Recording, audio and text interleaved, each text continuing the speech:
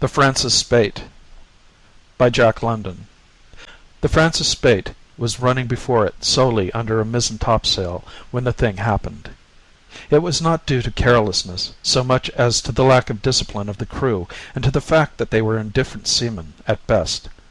The man at the wheel in particular, a Limerick man, had had no experience with salt water beyond that of rafting timber on the Shannon between the Quebec vessels and the shore. He was afraid of the huge seas that rose out of the murk astern and bore down upon him, and he was more given to cowering away from their threatened impact than he was to meeting their blows with the wheel and checking the ship's rush to broach to. It was 3 in the morning when his unseamanlike conduct precipitated the catastrophe. At sight of a sea far larger than its fellows, he crouched down, releasing his hands from the spokes. The Francis Spaight sheered as her stern lifted on the sea, receiving the full fling of the cap on her quarter. The next instant she was in the trough, her lee rail buried till the ocean was level with her hatch combings, sea after sea breaking over her weather rail and sweeping what remained exposed of the deck with icy deluges. The men were out of hand, helpless and hopeless, stupid in their bewilderment and fear, and resolute only in that they would not obey orders. Some wailed, others clung silently in the weather shrouds, and still others muttered prayers or shrieked vile imprecations, and neither captain nor mate could get them to bear a hand at the pumps or at setting patches of sails to bring the vessel up to the wind and sea. Inside the hour the ship was over on her beam ends, the lubberly cowards climbing up her side and hanging on in the rigging. When she went over, the mate was caught and drowned in the after cabin, as were 2 sailors who had sought refuge in the forecastle. The mate had been the ablest man on board, and the captain was now scarcely less helpless than his men. Beyond cursing them for their worthlessness, he did nothing, and it remained for a man named Mahoney, a Belfast man, and a boy, O'Brien, of Limerick, to cut away the fore and main masts. This they did at great risk on the perpendicular wall of the wreck, sending the mizzen topmast overside along in the general crash. The Francis Spaight righted, and it was well that she was lumber laden, else she would have sunk, for she was already waterlogged. The mainmast, still fast by the shrouds, beat like a thunderous sledge-hammer against the ship's side, every stroke bringing groans from the men. Day dawned on the savage ocean, and in the cold gray light all that could be seen of the Francis Spaight emerging from the sea were the poop, the shattered mizzen-mast, and a ragged line of bulwarks.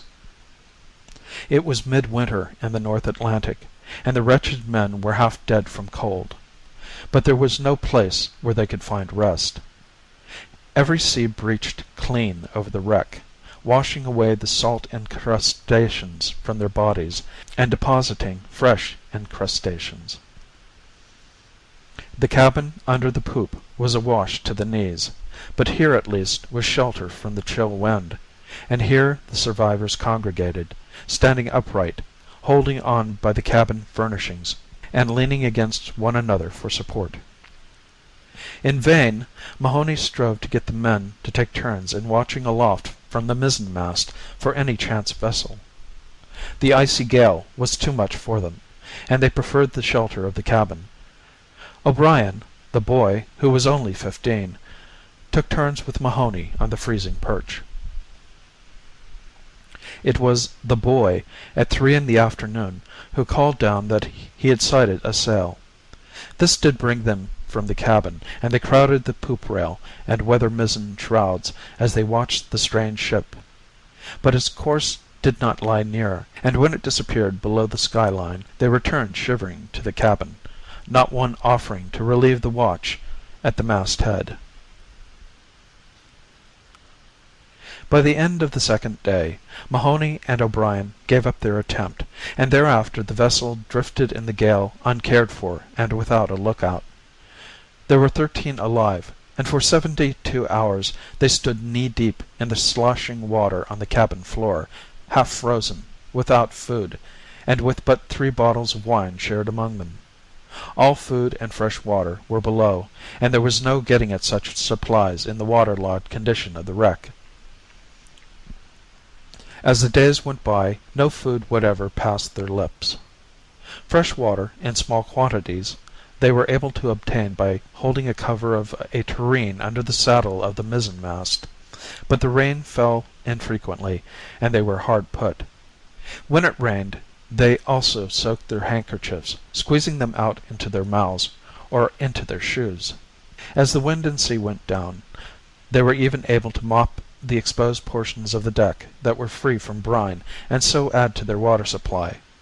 But food they had none, and no way of getting it, though seabirds flew repeatedly overhead. In the calm weather that followed the gale, after having remained on their feet for 96 hours, they were able to find dry planks in the cabin on which to lie. But the long hours of standing in the salt water had caused sores to form on their legs. These sores were extremely painful. The slightest contact or scrape caused severe anguish, and in their weak condition and crowded situation, they were continually hurting one another in this manner. Not a man could move without being followed by volleys of abuse, curses, and groans. So great was their misery that the strong oppressed the weak, shoving them aside from the dry planks to shift for themselves in the cold and wet. The boy, O'Brien, was specially maltreated. Though there were 3 other boys, it was O'Brien who came in for most of the abuse. There was no explaining it, except on the ground that he was a stronger and more dominant spirit than those of the other boys, and that he stood up more for his rights, resenting the petty injustices that were meted out to all the boys by the men. Whenever O'Brien came near the men in search of a dry place to sleep, or merely moved about, he was kicked and cuffed away. In return, he cursed them for their selfish brutishness, and blows and kicks and curses were rained upon him. Miserable as were all of them, he was thus made far more miserable, and it was only the flame of life, unusually strong in him, that enabled him to endure. As the days went by, and they grew weaker, their peevishness and ill-temper increased, which, in turn, increased the ill-treatment and sufferings of O'Brien. By the 16th day, all hands were far gone with hunger, and they stood together in small groups, talking in undertones, and occasionally glancing at O'Brien. It was at high noon that the conference came to a head. The captain was the spokesman. All were collected on the poop. "Men," the captain began, "we have been a long time without food. 2 weeks and 2 days, it is, though it seems more like 2 years and 2 months. We can't hang out much longer. It is beyond human nature to go on hanging out with nothing in our stomachs.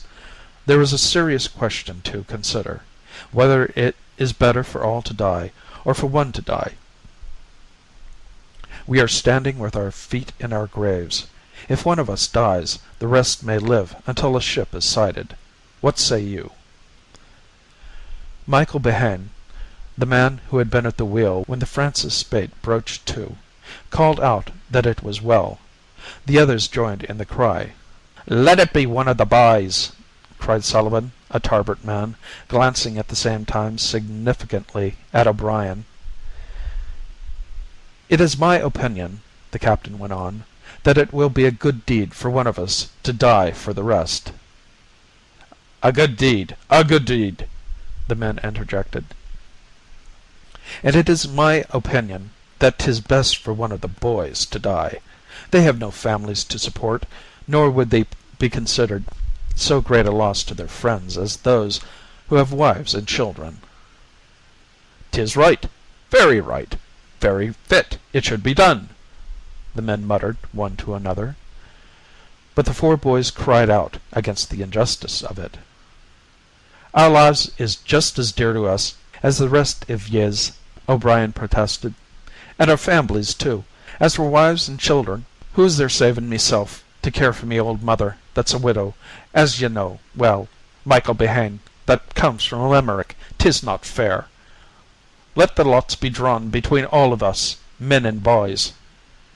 Mahoney was the only man who spoke in favor of the boys, declaring that it was the fair thing for all to share alike. Sullivan and the captain insisted on the drawing of lots being confined to the boys. There were high words, in the midst of which Sullivan turned upon O'Brien, snarling, "'Twould be a good deed to put you out of the way. You deserve it. 'Twould be the right way to serve you, and serve you we will." He started toward O'Brien, with intent to lay hands on him and proceed at once with the killing, while several others likewise shuffled toward him and reached for him. He stumbled backwards to escape them, at the same time crying that he would submit to the drawing of the lots among the boys. The captain prepared 4 sticks of different lengths and handed them to Sullivan. "You're thinking the drawing'll not be fair," the latter sneered to O'Brien, "so it's yourself'll do the drawin'." To this O'Brien agreed. A handkerchief was tied over his eyes, blindfolding him, and he knelt down on the deck with his back to Sullivan. "Whoever you name for the shortest stick'll die," the captain said. Sullivan held up one of the sticks. The rest were concealed in his hand, so that no one could see whether it was the short stick or not. "And whose stick will it be?" Sullivan demanded. "For little Johnny Sheehan," O'Brien answered. Sullivan laid the stick aside. Those who looked could not tell if it were the fatal one. Sullivan held up another stick. "Whose will it be?" "For George Burns," was the reply. The stick was laid with the first one, and a third held up. "And whose is this one?" "For myself," said O'Brien. With a quick movement, Sullivan threw the 4 sticks together. No one had seen. "'Tis for yourself ye've drawn it," Sullivan announced. "A good deed," several of the men muttered. O'Brien was very quiet. He arose to his feet, took the bandage off, and looked around. "Where is it?" he demanded. "The short stick, the one for me." The captain pointed to the 4 sticks lying on the deck. "How do you know the stick was mine?" O'Brien questioned. "Did you see it, Johnny Sheehan?" Johnny Sheehan, who was the youngest of the boys, did not answer. "Did you see it?" O'Brien next asked Mahoney. "No, I didn't see it." The men were muttering and growling. "'Twas a fair drawing," Sullivan said. "Ye had your chance, and ye lost. That's all it at." "A fair drawing," the captain added. "Didn't I behold it myself? The stick was yours, O'Brien, and ye may as well get ready. Where's the cook? Gorman, come here. Fetch the tureen cover. Some of ye, Gorman, do your duty like a man." "But how'll I do it?" the cook demanded. He was a weak-eyed, weak-chinned, indecisive man. "'Tis a damn murder!" O'Brien cried out. "I'll have none of it," Mahoney announced. "Not a bite shall pass me lips."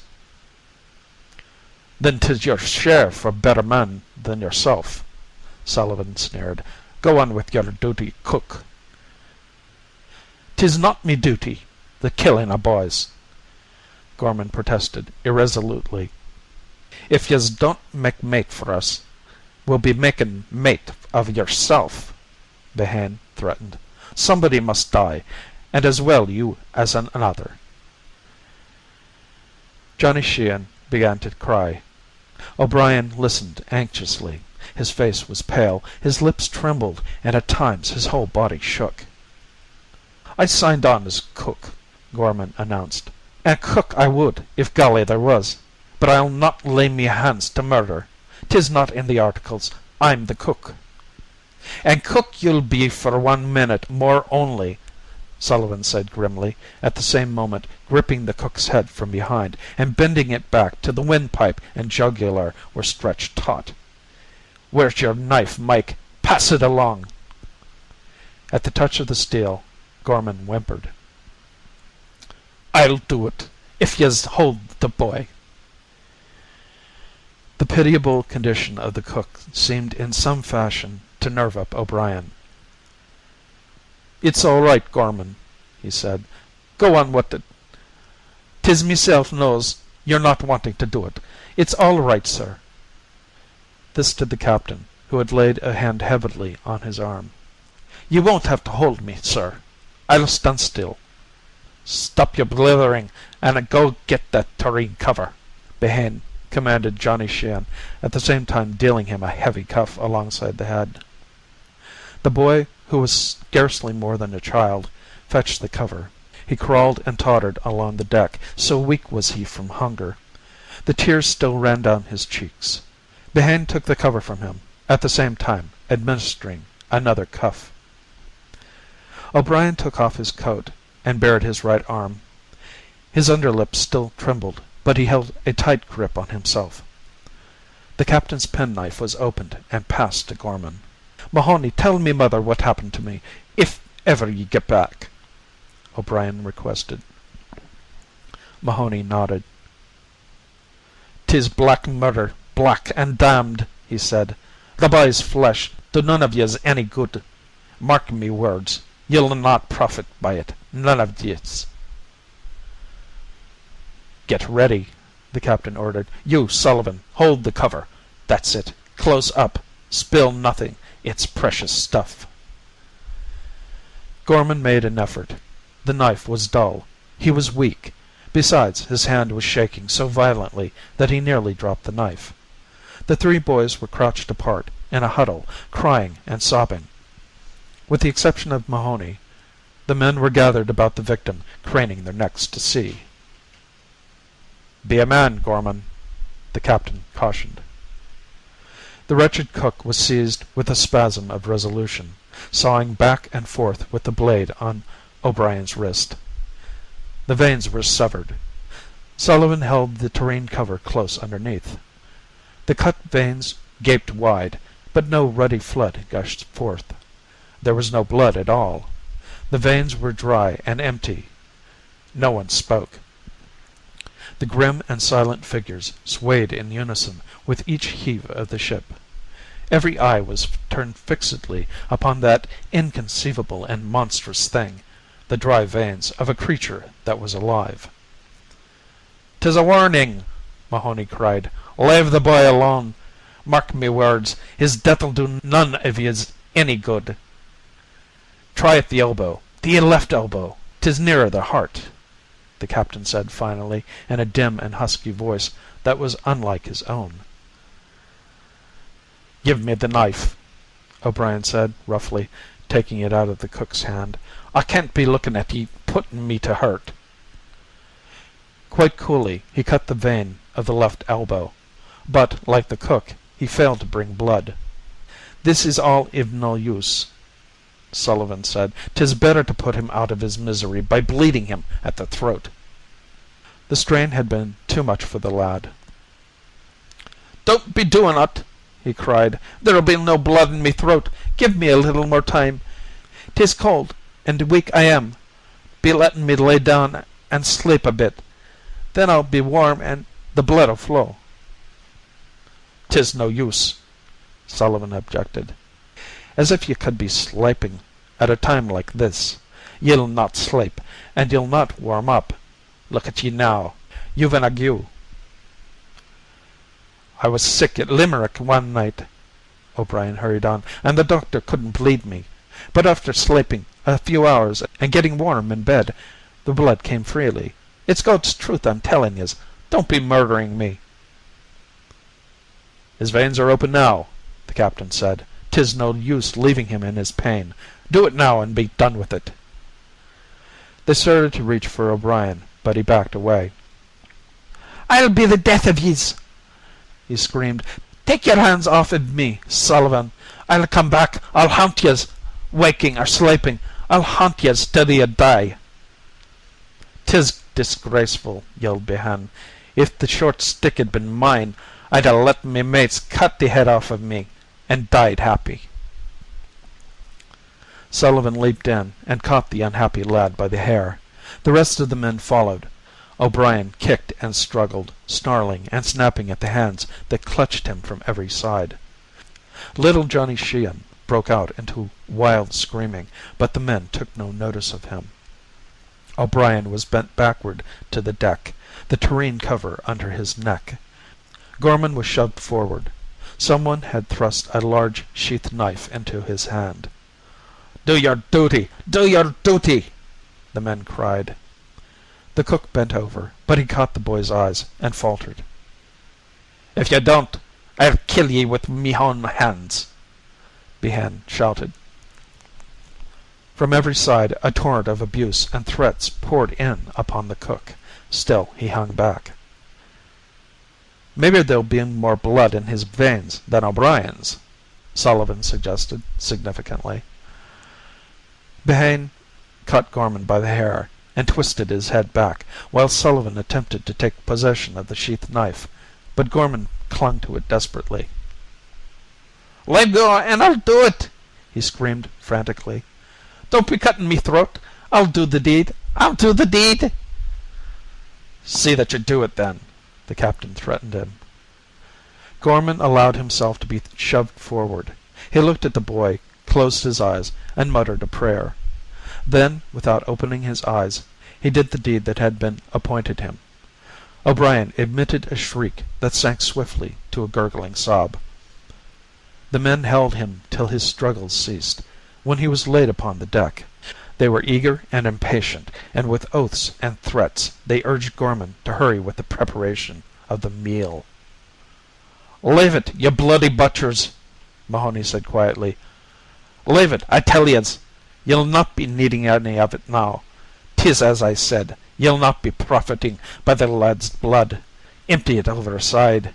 Behane, empty it overside."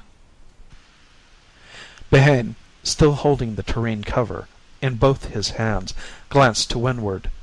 He walked to the rail and threw the cover and contents into the sea. A full-rigged ship was bearing down upon them a short mile away. So occupied had they been with the deed just committed that none had had eyes for a lookout. All hands watched her coming on, the brightly coppered forefoot parting the water like a golden knife, the headsails flapping lazily and emptily at each downward surge, and the towering canvas tiers dipping and curtsying with each stately swing of the sea.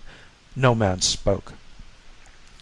As she hove to, a cable length away, the captain of the Francis Spaight bestirred himself and ordered a tarpaulin to be thrown over O'Brien's corpse. A boat was lowered from the stranger's side and began to pull toward them. John Gorman laughed. He laughed softly at first, but he accompanied each stroke of the oars with spasmodically increasing glee.